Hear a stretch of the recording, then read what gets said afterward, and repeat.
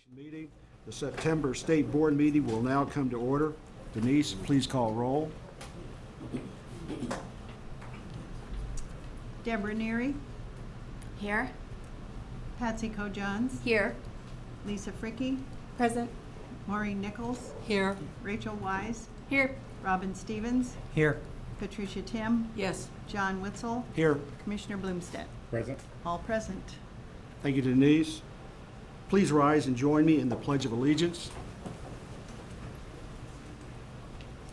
I pledge allegiance to the flag of the United States of America and to the republic for which it stands, one nation, under God, indivisible, with liberty and justice for all.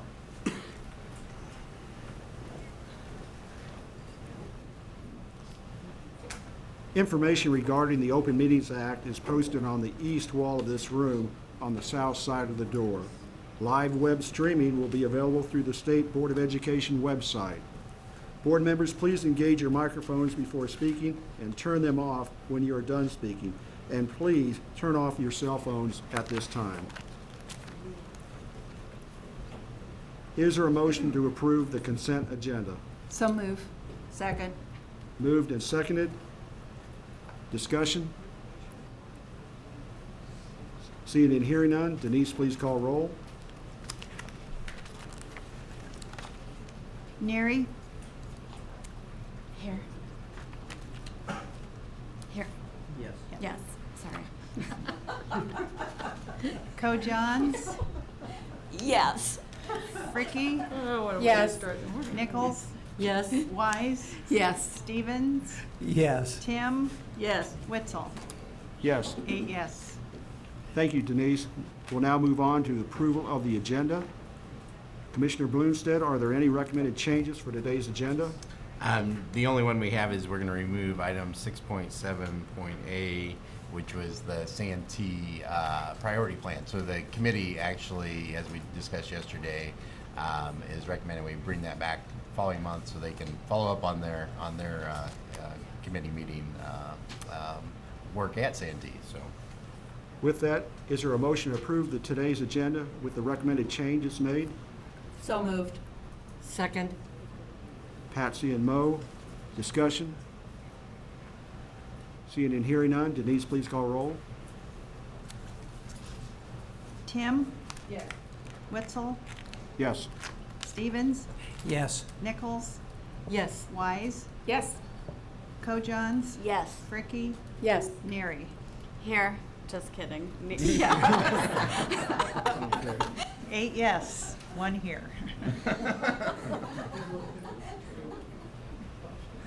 Thank you, Denise.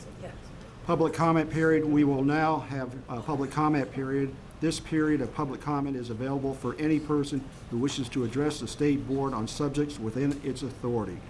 Please note that public comment should be on topics related to the State Board's constitutional and statutory authority. Thanks to the members of the public who attended today. We do not have a 10-minute special appearance today.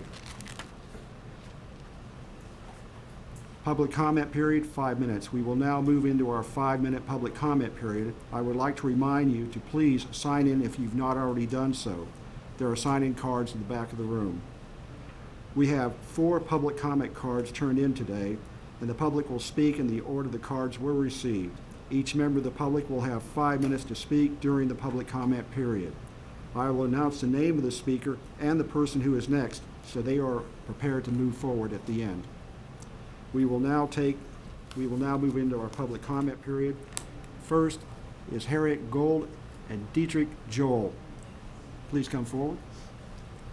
And on deck is Allie Moeller. and actually, can you come up one at a time? Does that work? Yeah. Yeah.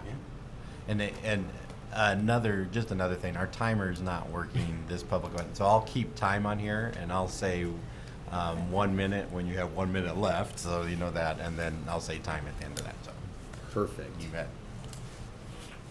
Welcome, sir. Thank you. Good morning. My name is Derek Joel, Superintendent, Raymond Central Public Schools. We have 2 handouts for you. One is our formal letter of opposition. The second is a map showing what we are going to discuss today. Currently at Raymond Central, we have a proposed 8 chicken barn facility that is just over 1 mile to the northwest of our junior-senior high school. In our letter, we did the best we could with research on the health and well-being and safety of our students. We are not only here to talk about our situation, but we feel that with the growth of the chicken industry in the state of Nebraska, that we will not be the only school who is impacted by the proximity and the location of where these Lincoln Poultry chicken farms are going. So really, my part in this is to share with you the handout, share with you the map, and then share with you our overall concerns. The first concern we have is our access to water. The district has invested over $40,000. You can see on our map, I've located our 5 wells on our campus. They were very difficult to find, limited resources with water. The chicken barn with the 8 facility will be tapping into that water stream, and they need a lot more water than we do to run our site. So our first concern and the well-being of our students, if we don't have water, we don't have a school site. The next is really transportation. With the increased truck traffic, with the state of our county roads, we have a lot of young drivers that are going to and from school. Our junior-senior high school site is a destination location, meaning we don't have people that walk there. So anybody that comes to our campus will have to either get on a bus or drive their own vehicle. So again, 18-wheel semi-trucks that are rolling our county roads, not only paved but on gravel, will either go by our junior-senior high school site or our elementary school site that sits in Ceresco, depending upon the direction in which they go. So those were just the 2 quick points I wanted to share, and I'll hand it over to Dr. Gould. All right, thank you. Good morning. We're tag teaming this, as you can see. I'm Dr. Harriet Gould, former administrator at Raymond Central Public Schools and a lifetime educator, started back in 1968. Been involved in schools in Raymond Central since 1975. So I know a lot about this school district. We started our school year with quite a surprise with these chicken barns being plopped very close to our school facility. In addition to what Dr. Joel has talked about, the Board of Education, as you're aware, we hope, voted in opposition to these barns, and the reasons are numerous. In addition to transportation and safety, which Dr. Joel highlighted briefly, we have major concerns with air quality. I can tell you that while I was principal at the elementary buildings, the increase in number of students that came to school with asthma and allergy and respiratory related problems increased dramatically. I've been out now 12 years, and I can tell you that we did a count on a number of our students with respiratory problems, and it has increased. Every one of our students pretty much is involved at our junior senior high school in some way or another. We now have a preschool out there, which we're excited about. We're into year 3 with this facility, and it's located closest to the air that would be coming out of our prevailing winds in the winter, which predominantly are from the northwest. So this chicken barn, as you can see from our map, the winds will be blowing towards us. There was a great study that was done by the Bloomberg School of Public Health, and they worked collaboratively with Johns Hopkins, and these were a direct quote from their research. Nearby residents, especially if they live in proximity of multiple operations, may have an increased risk of infection from the transmission of harmful microorganisms from broiler operations via flies or contaminated air and water.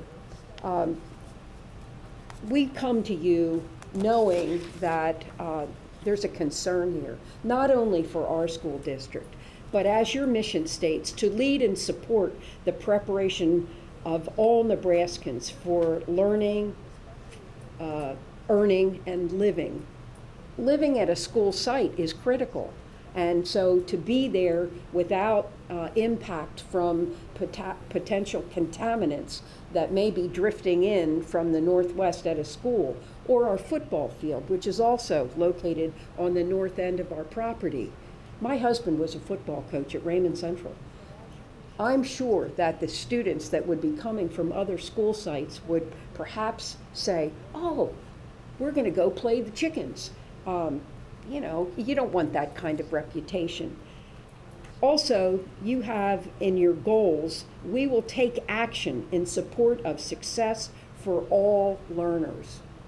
What we're hoping is that as the State Board of Education, maybe a resolution or some kind of a proclamation or some kind of something beyond that, I don't know your systems, could be out there to assist not only us, but other school districts. As Dr. Joel said, this situation is going to be potentially going across the state.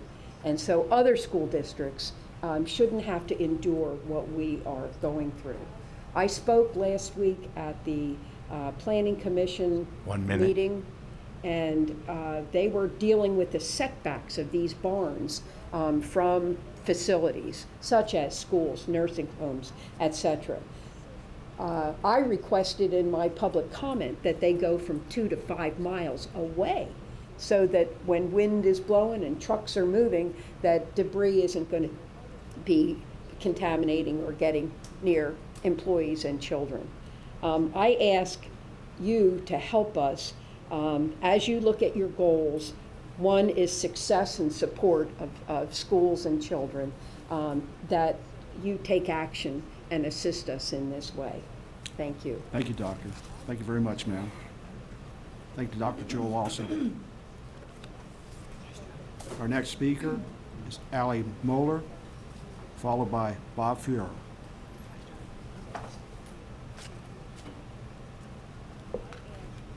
Good morning. Welcome, Allie. Thank you. I'm Allie Moeller, Professor of World Language Education at the University of Nebraska at Lincoln in the College of Education and Human Sciences, and I'm also the immediate past president of the American Council on the Teaching of Foreign Languages.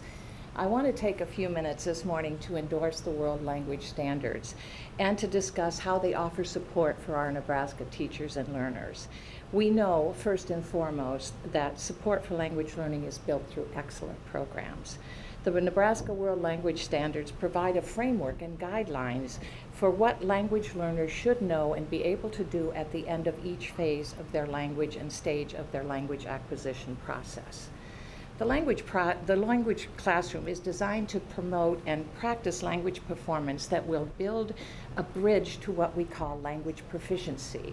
That is the ability to function in the target language in a variety of contexts in an authentic language setting. As we know, and this requires, however, not only language communication skills, but the ability to interact appropriately in our behavior. As we know, sometimes, and we've seen this politically, cultural gaffes are certainly more likely to offend than making a grammar error. Michael Byram talks about the difference between being a tourist and being a sojourner. So when we're a tourist and we end up going to another country, we typically have some preconceived notions about what we're going to see and experience, and basically we remain unchanged. However, when we're equipped with a language, we're able to become educated. We can interact with the native speakers, we are able to interpret text and information that is gleaned, and we can actually, we're actually allowed to communicate effectively and appropriately with people from other cultures. Learning a second or a third language is unlike any other discipline or content area. When we study mathematics and science, there's a core body of knowledge that once we've mastered it, we're good to go, right? Well, language is dynamic and very context specific. For example, if I were to greet one of you coming in, my first question would be, what is the authoritative position? How do I greet this person, formally and informally? What is the nonverbal gesture that should be accompanying this? What should be the proximity of distance between us? Those are all the kinds of behaviors that I have to display, and then determines the language that I use when I interact with you. And for this reason, the World Language Standards in Nebraska have underscored the importance of integration of intercultural competency in addition to language. That is certainly a very progressive move on our part. There are many myths that I'm going to take the occasion to talk about, and about language learning. Many of us have heard this myth about if you have a second language, it can damage a child's language or cognitive development, or if you're an adult, you have no ability to learn a language at a level of proficiency that would allow you to interact efficiently with folks. Well, in the last 2 decades of research, empirical studies have literally debunked all of those myths. Not only have they debunked those myths, they've revealed the multitude of benefits and added value to individuals at all levels in our lifespan. So, for example, non-invasive brain imaging techniques that have been used to study language processing on infants and toddlers have allowed researchers to better understand how the human brain processes language. And specifically, experiences with more than one language has influenced and changed brain functioning. And if you have questions about that, I'm happy to address that at any time. A more exciting, especially relevant to me, is discovery in the area of health science. 1 minute. The discovery that bilingualism delays the onset of Alzheimer's disease by 4 to 5 years. Okay, as opposed to monolingualism. It's a sort of protection to the cognitive resources, much like physical exercise may avoid some physical injury. It is my hope that language study becomes a part of the core curriculum in Nebraska to stay competitive economically, to ensure our national security, and to improve our social and community life. Only the study of world language empowers learners to engage successfully orally and in writing with members of other cultures. No other discipline does that. I will leave you with a quote from one of my language colleagues nationally: monolingualism is the illiteracy of the 21st century.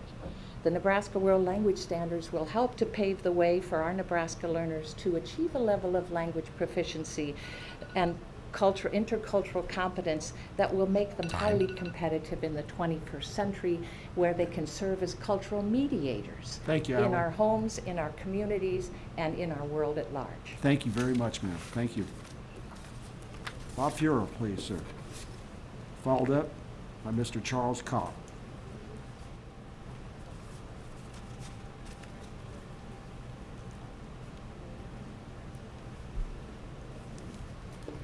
Good morning. I'm Bob Feuer. I'm a board member at North Bend Central High School, about an hour north of here. I'm a 37-year educator, retired, so I get to goof off most of the time. I'm also the 2011 Nebraska Teacher of the Year. One of the things that's come to the forefront at so many of our board meetings now is financial support of schools. I have a couple of my colleagues on the board that farm a lot of farm ground, and I'm guessing that they probably write 6-figure checks, at the start of their business year, and then they have to start worrying about expenses and those sorts of things. So we've reached a tipping point, in the process of what part of school are we going to be able to do? Can we keep all the teachers that we want? I had this discussion last week with my superintendent. He said, well, we have to do Rule 10. Rule 10 has become a financial dedication, I guess, in that process, and they have to ask, does it really take 4 years for that student to learn what they need to learn? Could it be done more quickly? If it was done more quickly, it'd be done more financially efficiently. So those are some of the things that we need to start to talk about. Cost of assessment, both time-wise and dollar-wise, needs to be something that we need to start to look at, simply because of the financial expense that goes into that. And being in a rural area, most of our support comes from fewer and fewer people all the time. We have larger and larger farms and fewer people carrying that load. the fundamental way that we do school needs to change. Today's learners are different, than they were even 10 years ago. Technology causes lots of changes that are necessary, in the classroom. It's also a financial burden for the district to maintain that technology. Not that it's good, not that it's bad. It's just sort of what is today. One of the questions I would like you to think about, on your drive time, so you got a long ways to drive. Why do we do school? One of the things I thought about most recently is, what is it about school that's really important? Now, is it Algebra 1, Calculus, English 4, or is it something else? Why do we do school? Why do we spend as much money as we do on school? And now, as you've thought about that, think about this. What lessons do you learn from high school? What do you remember? So did you waste those 4 years? You don't remember any of that? Did you really learn? Again, one of those things we need to start to consider as we're planning school. Why school? Why do we want to have those kids spend that time, in that building, and what do we want when they get out? 35% engagement is sort of the number that's thrown out there. As the kids get older and older, the engagement level goes down. That also points to the way that we're doing school right now, that it doesn't really address the needs. It doesn't hook kids. So again, we need to think about just that real basic design of how we do school, and policy has a lot to do with that. As we look at the school day and the school year, the district has to meet certain parameters that have been set forth. That's always one of our concerns is being compliant. And as we go forward at all levels, and I've always sort of joked that our board meetings are the 3 Bs: buses, bills, and building. Buses a lot. I spent 1 minute. I spent five hours Wednesday at a bus committee meeting, looking at all the variety. They were all yellow. We had no choice of color. But we had lots of other choices to make, and another 5 hours a week ago on some other things. We have a board meeting coming up, and our board meetings are 5 hours. So I was pretty sure I could last until noon at this one, So, and I can get up and leave on this one too. I don't have to stay, so that makes a difference too. So, thank you for your time this morning. I appreciate the opportunity to visit with you a little bit about some of the changes that I see in our futures, both at North Bend and in the state of Nebraska. So, thanks again. Thank you, Mr. Fuhrer. Thank you very much, sir. Mr. Charles Kopp, please, sir.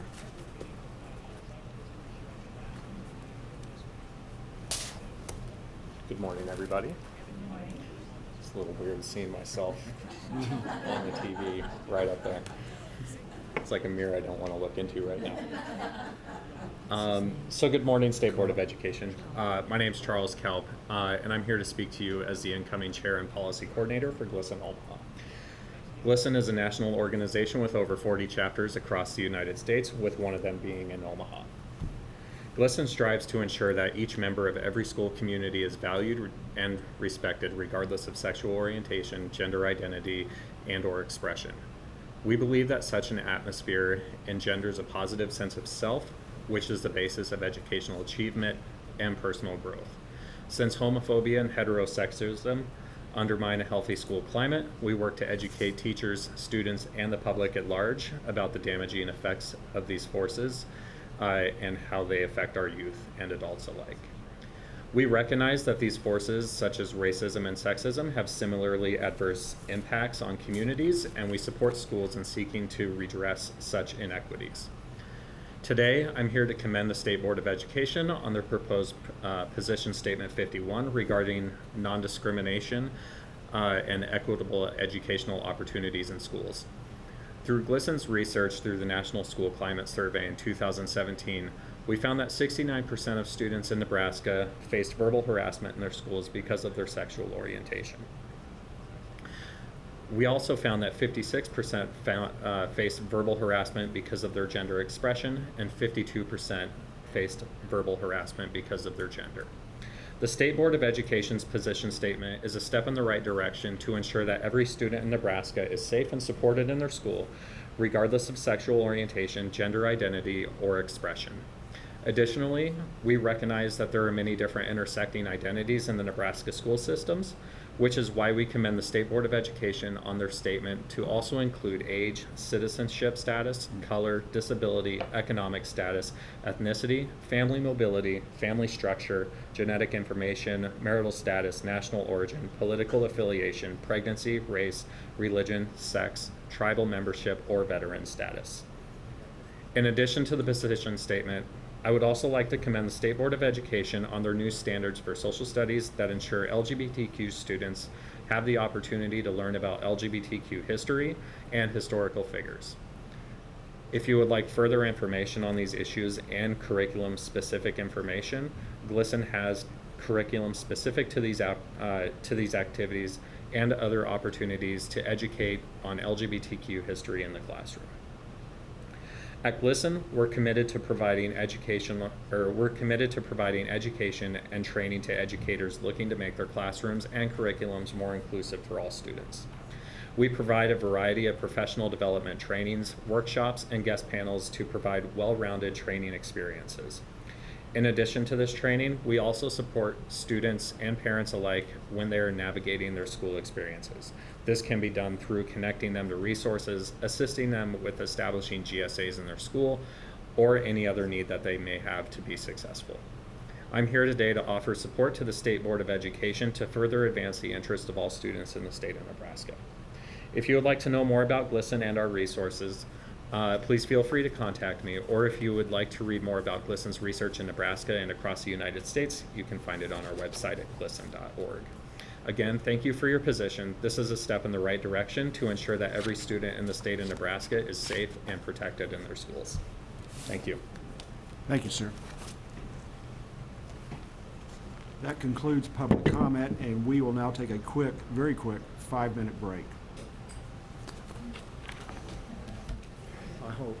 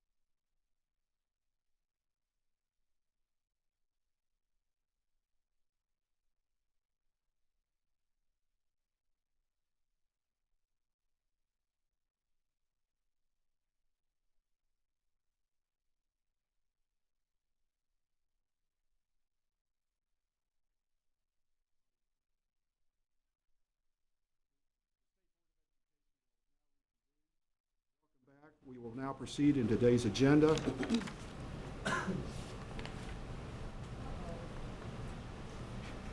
Is there a motion to go into executive session? Yes. Second. I move that the State Board go into executive session to discuss investigative proceedings regarding allegations of criminal misconduct to protect the public interest. Is there a second? Second. Second by Pat. Discussion?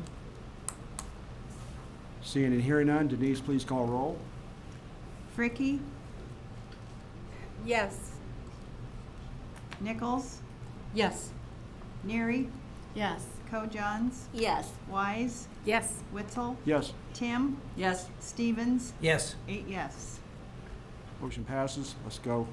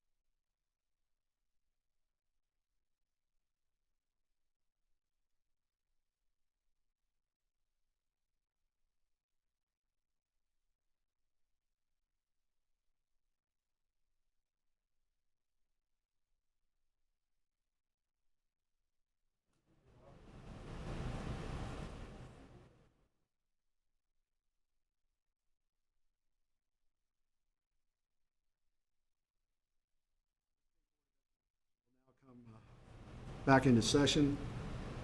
We'll go, is there a motion to come out of executive session? Yes, I move that we come out of executive session.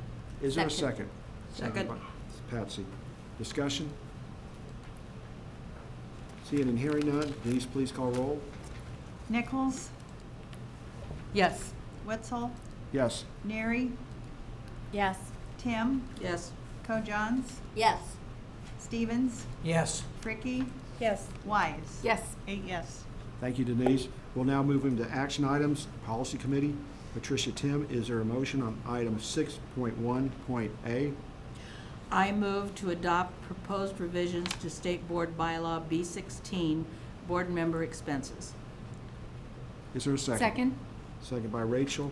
Discussion? Seeing and hearing none, Denise, please call roll. Co-Johns, Yes. Nichols, Yes. Stevens, Yes. Wetzel, Yes. Tim, Yes. Wise, Yes. Fricky, Yes. Neary. Yes. 8 yes. Thank you, Denise. Patricia Tim, is there a motion on item 6.1.B? Yes. I move to adopt proposed revisions to State Board Position Statement S1, Non-Discrimination and Equitable Education Opportunities in School. Is there a second? Second? Second by Rachel. Discussion? Seeing and hearing none, Denise, please call roll. Stevens, Yes. Tim, Yes. Wetzel, Yes. Fricky, Yes. Neary, Yes. Wise, Yes. Nichols, Yes. Co-Johns. Yes. 8 yes. Thank you, Denise. We'll now move into the Legislative Committee. Vice President Nichols, is there a motion on item 6.2.A? Yes. I move to adopt the 2019-2020 legislative priorities as presented. Second by Deb Neary, by Petra, okay. Discussion? Seeing and hearing none, Denise, please call roll. Fricky, Yes. Co-Johns, Yes. Wetzel, Yes. Neary, Yes. Nichols, Yes. Tim, Yes. Stevens, Yes. Wise. Yes. 8 yes. Thank you, Denise. AQuESTT, Teaching and Learning Domain Committee, Lisa Fricky, is there a motion on item 6.4.A? Yes, sir. I move to approve the Nebraska World Language Standards. Second. Discussion? Seeing and hearing none, Denise, please call roll. Wise, Yes. excuse me, Wetzel, Yes. Tim, Yes. Stevens, Yes. Neary, Yes. Nichols, Yes. Fricky, Yes. Co-Johns. Yes. 8 yes. Thank you. We will now turn into Student Success and Access Domain. Patsy Co-Johns, do you have a resolution? Yes. I move to adopt the resolution to recognize September as Attendance Awareness Month and commence the Nebraska Every Day Counts campaign. Second. Discussion? Seeing and hearing none, Denise, please call roll. No. Oh, read the whole I thing, need to read, please. yes, okay. Resolution for Attendance Awareness as a month, Nebraska Every Day Counts. Whereas the Nebraska State Board of Education is committed to ensuring educational equity for all students. Whereas chronic absence is defined as missing 10% of time in school membership, including excused, unexcused, and suspensions. Each year, 36,000 Nebraska students are chronically absent from school, with chronic absenteeism disproportionately affecting students of color, students with disabilities, economically disadvantaged students, and English learners. Whereas poor attendance can influence whether children can read proficiently by 3rd grade, students who improve their attendance rates improve their academic prospects and chances for graduating. Whereas the strategic vision and direction developed by the Nebraska Department of Education and the State Board of Education includes a measure for reducing the percentage of students who are chronically absent. Additionally, the Nebraska Department of Education has included reduction in chronic absenteeism in AQuESTT the state's accountability and support system. Whereas schools and communities can work together to better understand the root causes of chronic absence. Some barriers to student attendance may include poor health and access to health care resources, unreliable transportation, low student engagement, bullying, and mobility. And whereas chronic absence can be significantly reduced when parents, families, communities, and community partners work together to monitor and promote attendance and address barriers to regular school attendance. Now, therefore be it resolved. The Nebraska State Board of Education hereby proclaims that regular and consistent attendance is vital to our state and students.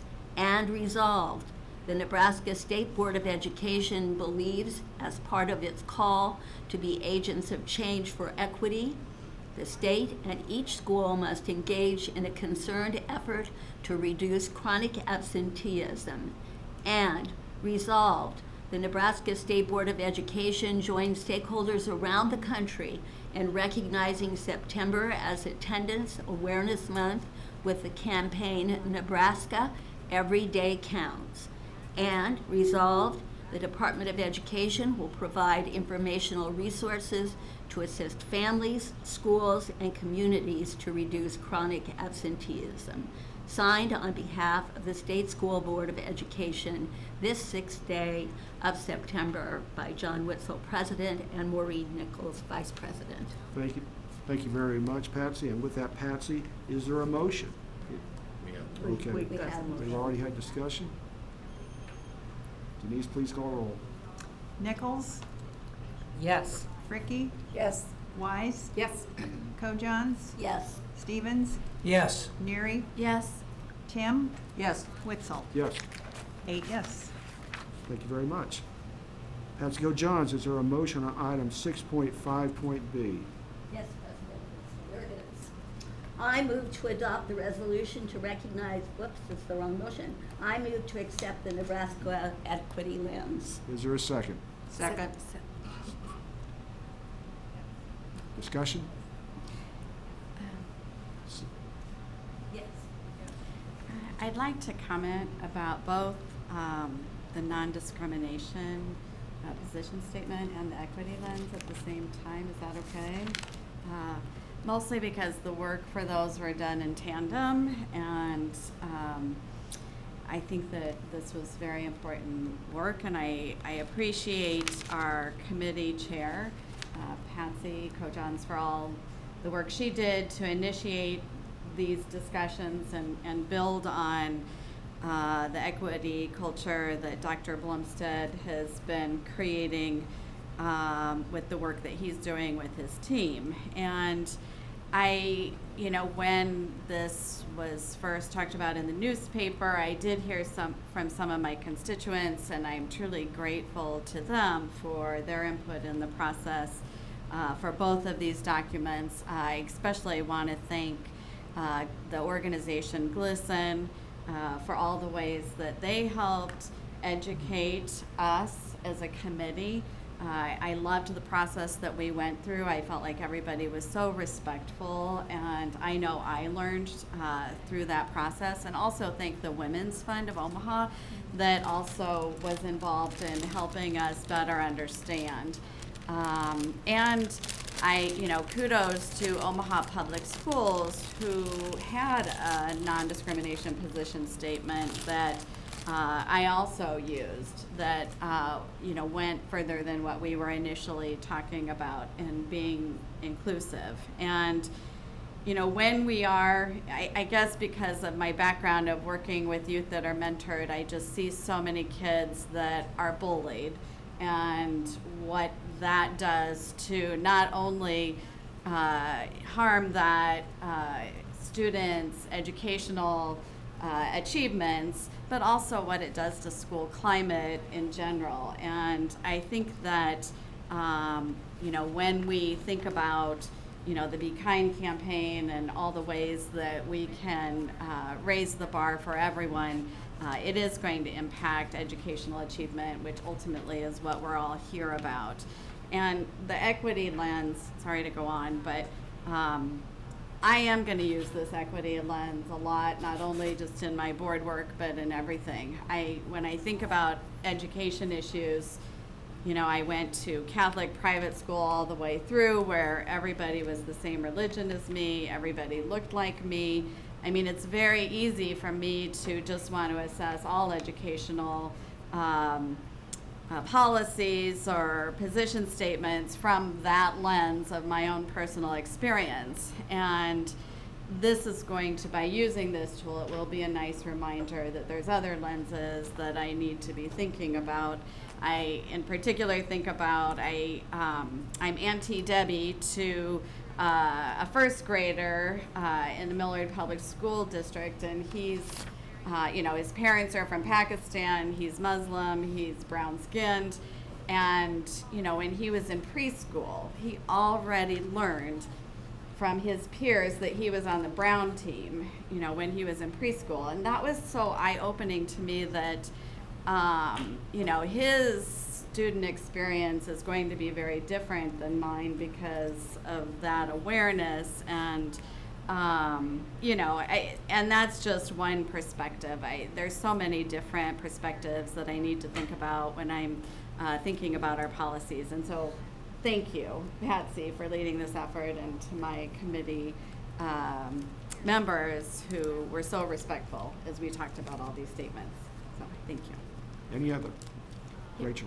I too want to thank the committee for the work that they did in the leadership of Patsy and moving forward with an equity lens. And I now challenge us to start to really look at how we use that equity lens in a variety of ways. And I know that we'll continue to hear about that. But one area we've not spent much time on that I think is important we start to move to the forefront is also the resource allocation and how we use the equity lens as a part of a discussion around understanding resource allocation and what it means and what kind of impact it has as well. So I think it's a great catalyst in so many ways. So thank you for the work that's been done. Thank you, Rachel. Mr. Stevens? When I think of being a state board member, I think of the term leadership, and I think this is an example of the board and hopefully their vote to show leadership for all of the schools of the state of Nebraska, and who knows, maybe even beyond. I just really, I just think of leadership. And obviously, we thank lots of people, and Deb mentioned everybody but her, so I'll mention Deb too. Thank you, sir. Any other discussion? Patsy?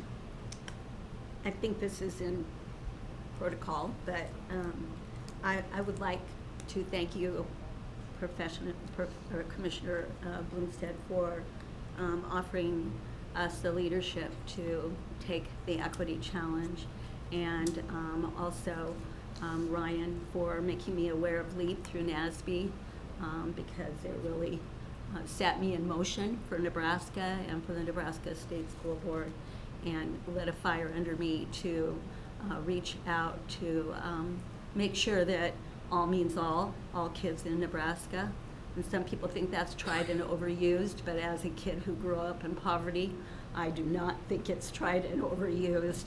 And I want to make sure that there's something for us to look at to remind us that the children that we are making policy for are so important, and they're so different in so many ways than we are because of their life's experience, that we stop for a moment and take a look and consider what we're doing and the possible results of that. And so to be thoughtful is a great thing to be. And that's what an equity lens does, is it makes you thoughtful of your choices. I hope, Commissioner, that it's not only used on the state board, but that we encourage it to be used throughout the state in education. I know it's a fluid document, that it will change and change again and change, but I'm very proud of the document that we've come up with, the hard work of many people and the ideas of many people, and so honored to work with them. And I wanted to say that before we took a vote. Thank you, ma'am.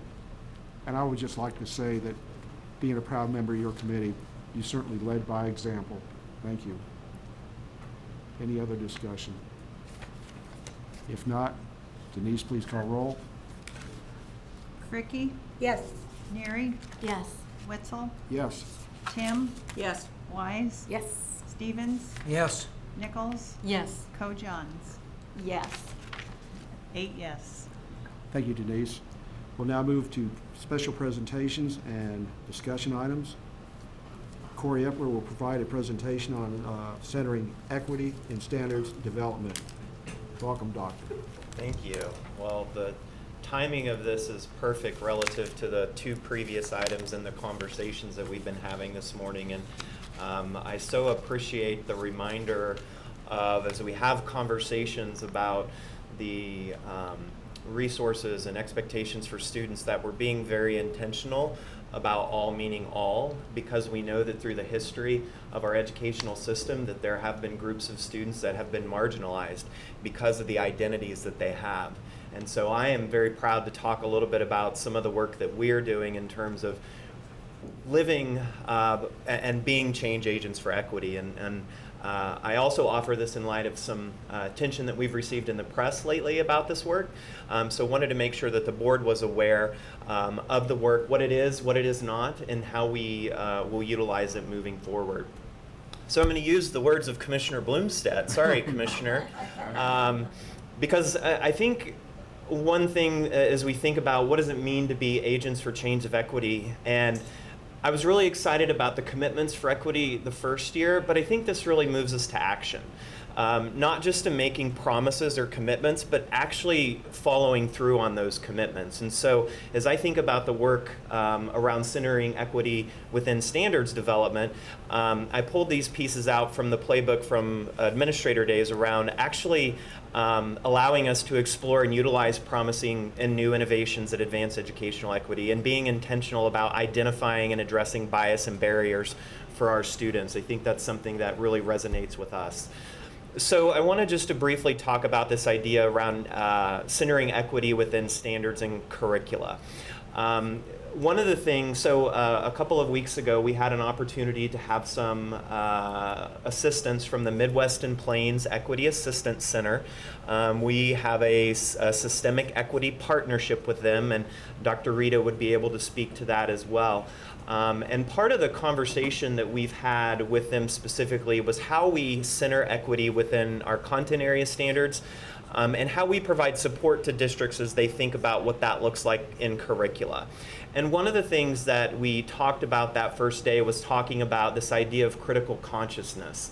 And I provide the definition that was offered to us that day, and really it's forced me to think deeper around power and privilege within our own educational system, and how a critical consciousness really is about the willingness and the ability to see how power and privilege are at work to advantage some, at the same time disadvantaging others. And so I think, again, that idea of critical consciousness was front and center for us in the work that day, to really think about what is the role of power, what is the role of privilege, and have certain individuals and identities been disadvantaged in our educational system and through some of the policies that we have in place. And many of you have heard the idea of windows and mirrors, and again, this isn't something that I've created, and this was introduced in that session, that when we talk about standards in curricula, allowing students, ensuring that there are mirrors which students are able to see their own experiences in the standards and the curricula, but also providing windows for those, for others to look into the experiences of others. So it's not just about allowing students to see themselves, but also allowing other students to see others. And thinking about what that means within our public schools and the students that we're serving as well. They offered a couple examples, and we're not going to discuss this, but I just wanted to share these with you because as Dr. Friesen and I processed that day too, I think these were really telling when we start to think about how does bias appear, or what does it look like in instructional materials or textbooks. So I'm just going to offer you this as an example that was shared with our folks last week in terms of is bias present in this, whether it's intentional or unintentional. I'll move to the next slide as we think about an assignment that was given where students were asked to talk about where their family immigrated from. And you could see that the student response on the right wrote that they immigrated from Africa, and the reason that they immigrated because the white man wanted them to come. So again, while these examples may not be intentionally biased, we do know that this exists in our state, in our educational system, and throughout the country. So it's important for us as we think about how we are champions and change agents for equity to really think about where it starts. And so if we know that our content area standards, number one, reflect what knowledge and skills we want students to learn, we know that our content standards create a framework for teaching and learning, we know that districts use content standards to guide the selection of instruction materials and curriculum. The question at the bottom is, how does the NDE work to minimize bias, both explicit and implicit, that might exist in content area standards? And so that was something that, as we have embarked through the social studies standards revision process, that has been really critical for us to consider. And so I offer the question now specifically related to the social studies standards, and something that we are being intentional about is, how does the NDE work to minimize bias, both explicit and implicit, that might exist in the Nebraska social studies standards? So as we ensure and work to make sure that all of our students in the state see themselves in the standards, but not only that, allow them to see others in the standards, we're really excited to undergo a process facilitated by the Midwest and Plains Equity Assistance Center, and actually utilize a tool that they have developed. This tool is available in Spark. If you're interested. It's a rubric that's around assessing bias and standards, and it's research-based. There's a ton of citations in there that talk about the background behind that. And as we were looking through the standards, one thing we wanted to consider was it allowed us to really determine do the social studies standards reflect educational equity? It also allowed us a way to determine if the standards reflect the diverse backgrounds and histories and narratives of all students. And we used it as an opportunity to surface bias within the content area standards and their interpretations. So we assembled a team. It was a 2-day event. We had a larger event on the first day, which included a larger number of department staff to learn more about centering equity and standards, and what that means, and what the implications are. And then the second day, it was a smaller subset, which included members of the social studies standards team. We were intentional to ensure that there was diversity in the group, not only in terms of various individuals' identities, but in terms of where they were from in the state and the folks that they represented. It wasn't just school-based people. There were higher ed folks. There were community organizations present, and additional NDE staff. And they took the rubric and worked through the draft of the social studies standards. I wanted to provide an example because, again, I think there perhaps might be some misunderstanding that we're quote unquote changing history. That's not what we're doing. We're not changing history because we can't change the history. But what we can do is ensure that the history that is presented allows all students to see themselves and provides a framework for teachers to teach multiple perspectives as it relates to history. So the example that I present, here's a draft indicator from social studies standards from 3rd grade. Our writers wrote, construct and answer questions about community history. The possible modification that we will send back to the writing team was construct and answer questions about multiple community histories from viewpoints of that community.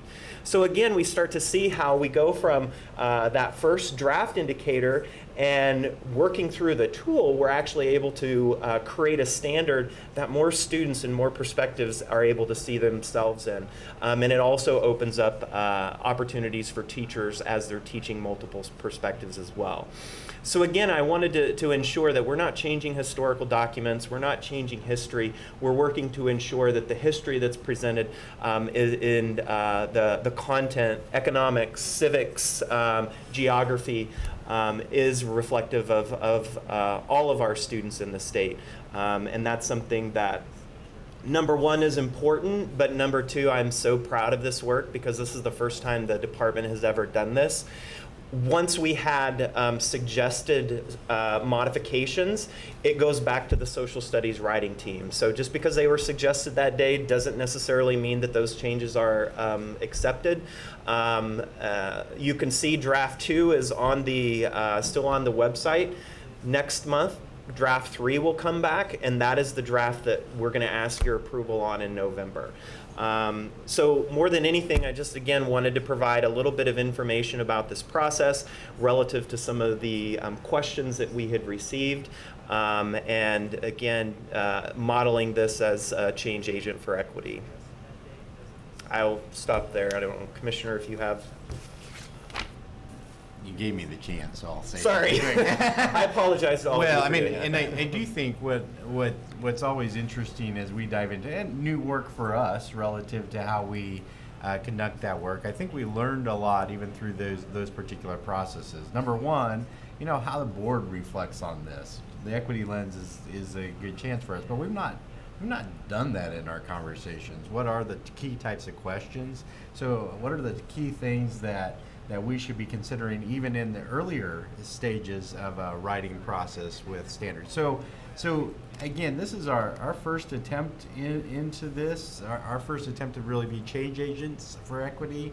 And so, we're still learning from that particular process, certainly. But I do think the types of reflections, and I remember talking to Dr. Epler a little bit, probably that very day that we had folks in, it's like, well, what's the process look like and what's the resulting change? And I think you, Corey, you gave a great example of what just slight twist on what a standard might look like broadens the meaning for us as a state, for us as leading in the education arena. So I appreciate that work very much, and I think it's still learning to understand how we can best do this, but it's a very good step forward, I think, for us.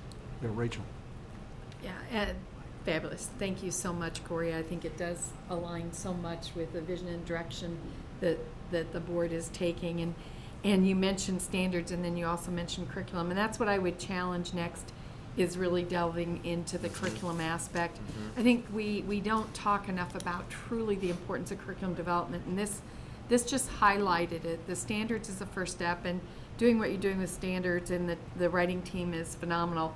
But if we don't take that next step around curriculum development, that curriculum development is really the essential vehicle for framing instructional equity. Without that curriculum development, we oftentimes go right to those materials. And I would say that the materials, instructional materials, are more often where you find inequities and bias that really do create some of the challenges that we have. And I think that focus on curriculum and done thoughtfully and deeply can help frame so that even when schools adopt materials that have bias within, even if it's a green light material that we talked about yesterday, there oftentimes you'll find some bias within even the best materials. But a curriculum can help teachers understand how to use and maybe sometimes skip over some parts of the textbook that contain some bias. And so I think it's important to continue this passion in this direction and really move it into the curriculum development process. Thank you, Rachel. Patsy? Thank you for being a perfect example of the thoughtfulness that I was talking about that an equity lens encourages. It's so amazing to see that in your example, and that heightened sensitivity to what we're supposed to be all about, the young people that we're working with. is amazing to see on the screen. So I appreciate your work and your example especially. Lisa. And I also thank you for doing that, going beyond. From the second draft to the third draft, that stakeholder input will continue. And then that example that you gave on the screen is a perfect example of where we can go and reach students. Because I remember in my early career, someone sent one of my kids develop a family tree, and at first glance it sounds like a wonderful assignment, you know, your grandparents, parents, and then I thought about, as a teacher, the foster kids, the broken homes. We could do it, but not being aware of the populace and thinking, oh, this is a wonderful idea, and how heartbreaking it will be for some kids because of their home situation. So that sensitivity, I appreciate that being there. Maureen, did you have something else? Yeah, big time kudos. This is wonderful. Rachel, you brought up a good point about the curriculum development, but with that, there's going to need to be not only the reminder, but professional growth for our teachers to say the curriculum, you know, this pretty well aligns with our standards, but is there bias in that curriculum that they really need to study ahead of time? And that can be difficult when you're in a small rural district and you are the only third grade teacher or fifth grade teacher. You don't have that camaraderie. And I am very hopeful that school districts will take the bull by the horns and take this very seriously. That goes right along with our equity lens. So thank you for stepping up to the plate, Corey. Thank you. Thank you, Maureen. Robin. First of all, I just echo many of the things that you've heard here. I must, however, refer to an article in the Omaha World Herald dated Friday, August 16th, 19. And it talks about the Midwest Plains Equity Assistance Center and the tool that they're using and stuff. And in my world, I have people who get concerned about rewriting history. And I'm just going to quote from one of the paragraphs in this article talking about the tool by the Midwest, and it goes, another example could be using terms like forefathers, mankind, businessman to deny the contributions of women, it says. Now, how do I respond to people who ask me questions about rewriting history to a certain extent? I'm at a loss for that, and Sure. Yeah. Well, so if I could speak from a technical aspect, that's an example in a rubric that is a nationally utilized rubric, and much like I share with everyone who's providing feedback around the social studies standards, just because feedback is provided doesn't mean that it's incorporated, because we have a team of people that work to consider that. And so I think in ensuring folks that we do have clarity of process around how recommendations are considered and how they actually are incorporated. I also think, so reassuring them around the process we have to incorporate feedback is something that I hope that you might be able to convey to them. Beyond that, I hope that an item like that, as it might appear in the rubric, also forces reflection, because in the social studies standards, we have standards and indicators and examples. And what we discovered in many of the examples, there may not be women referenced. There may not be Native American examples. There may not be African American examples or LGBTQ examples. So those are types of opportunity is for us to provide both a window and a mirror for our teachers and our students. So it's again, how do we ensure that all teachers and students see themselves in these standards? We've had really great feedback and engagement with both the Nebraska Indian Education Association and the Nebraska Commission on Indian Affairs. And one specific example they gave us around forms of government, they're like, sovereignty isn't even in here. And we're like, oh gosh, it's not. So there's another simple way that we can work to include greater specificity around the examples that allow educators to utilize those to drive instruction. So again, ensuring folks that there is a consistent process around how feedback is considered and ultimately incorporated. But again, I think pushing our folks to really think about that and embodying critical consciousness around who in our society has historically had power and privilege, and ensuring that multiple voices are present. Thank you very Rachel, much. And go ahead. again, I do want to emphasize that I do appreciate this work and the work that we've been talking about with equity. But these are questions that come to me, and Absolutely. that's why I bring Absolutely, them up. completely understand. Okay. Rachel? I just want to pick up, I think, Robin, one of the things you said that I think is important, and you do hear people say, well, they're trying to rewrite history. No, it's really about being more thoughtful and deeper about history. So sometimes we brush a quick level of history and don't think about the different perspectives. And by starting to think about the different perspectives, you actually are being more thoughtful and have a deeper understanding of history. And I think that's the piece to me that's important to have conversations with constituents about, is there isn't anything that's trying to take away from the historical facts that we know, but it's about understanding facts from a deeper perspective and from multiple perspectives. Because our lens has, for the most part, been a one type of lens in history. And the way your lens looks and my lens looks is really a little different. Mm-hmm. And so having the opportunity, I mean, oh my goodness, how I would love to be back in school today, having an opportunity as a young girl to learn about science and math and history in a different context would be so valuable. And so I think that's what's so important for us to keep in our forefront, is that it's not about rewriting history.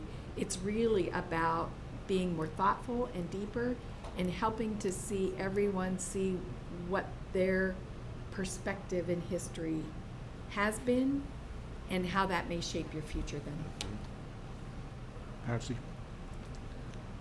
So, I'm going to keep this brief, but I want, if you were in my classroom and you asked me that question, I would say to you as my student, this is not about taking away, this is about adding to. And that words have great power. And so those words that were all male-dominant words were what was history. And now we're about looking at them and adding to them. And in that process, adding to the perceived value of all human beings.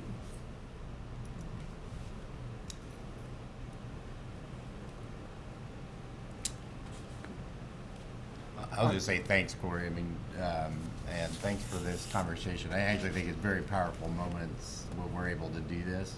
And I just kind of one thing I'm starting to see with the agency, with our staff, when we're having meetings with others outside, so our importance of our engagement with stakeholders and otherwise, we're getting better, less afraid to have the kind of tough conversations, to engage in this for the meaningful reasons of making a real difference around equity. So thanks, just thanks to the full board.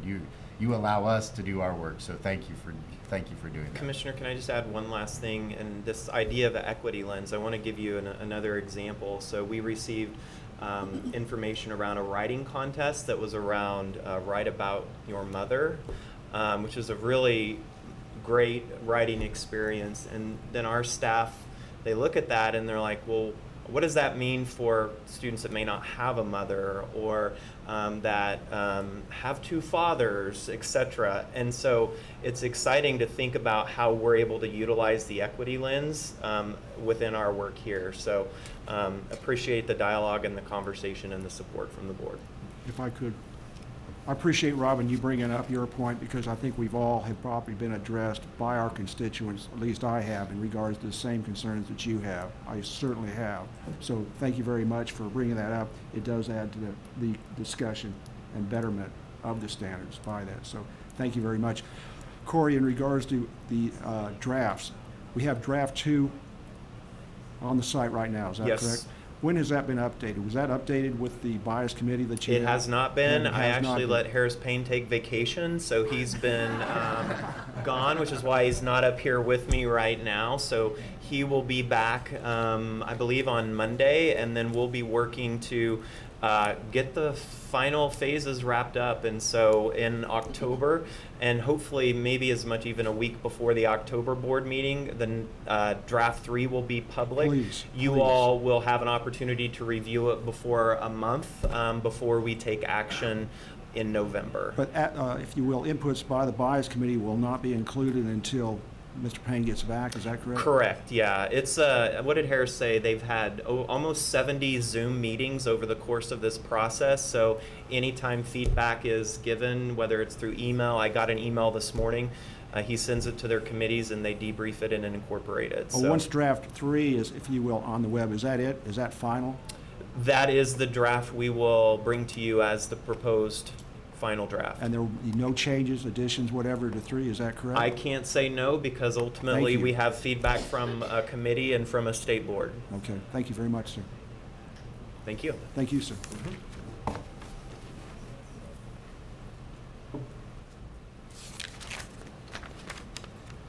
We'll now move into board reports, dates, discussion items.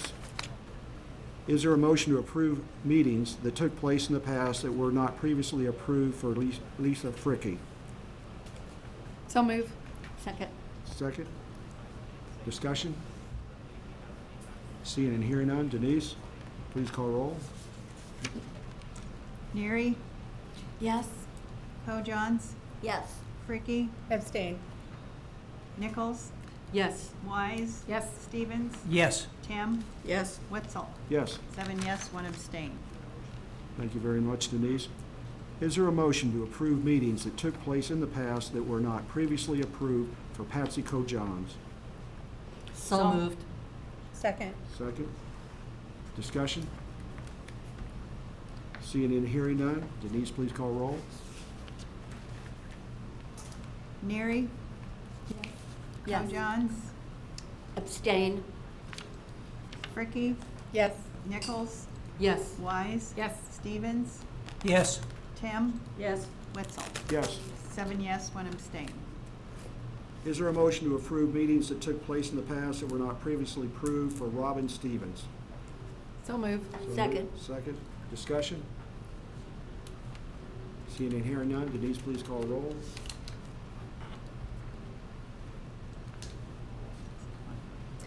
Ho-Johns, Yes. Fricky, Yes. Nichols, Yes. Neary, Yes. Stevens, Abstain. Wise, Yes. Wetzel, Yes. Tim. Yes. 7 yes, 1 abstain. Thank you very much, Denise. Is there a motion to approve meetings that took place in the past that were not previously approved for Rachel Wise? So move. Second. Second. Discussion? Seeing and hearing none. Denise, please call roll. Neary, Yes. Wetzel, Yes. Ho-Johns, Yes. Tim, Yes. Fricky, Yes. Stevens, Yes. Nichols, Yes. Wise. Abstain. 7 yes, 1 abstain. Is there a motion to approve meetings that took place in the past that were not previously approved for John Witzel? So moved. Second. Discussion? Denise, please call roll. Fricky, Yes. Nichols, Yes. Wise, Yes. Stevens, Yes. Tim, Yes. Wetzel, Abstain. Neary, Yes. Ho-Johns. Yes. 7 yes, 1 abstain. Thank you very much, Denise. We'll move on to future meeting participation. Is there a motion to approve the future meeting participation? So moved. Second. Second by Rose. Discussion? Seeing and hearing none. Denise, please call roll. Witzel, Yes. Tim, Yes. Stevens, Yes. Wise, Yes. Nichols, Yes. Fricky, Yes. Kojans, Yes. Neary. Yes. 8 yes. Thank you very much, Denise. Commissioner, do you have anything for board information? Nothing further than what's already presented. Thank you, sir. Adjournment. Thank you for those who tuned into the broadcast. A work session will be held on Thursday, October the 3rd at 2 p.m. and a board meeting will be held on Friday, October 4 at 9 a.m. in this room. The September State Board of Education meeting is adjourned. Thank you very much. Thank you.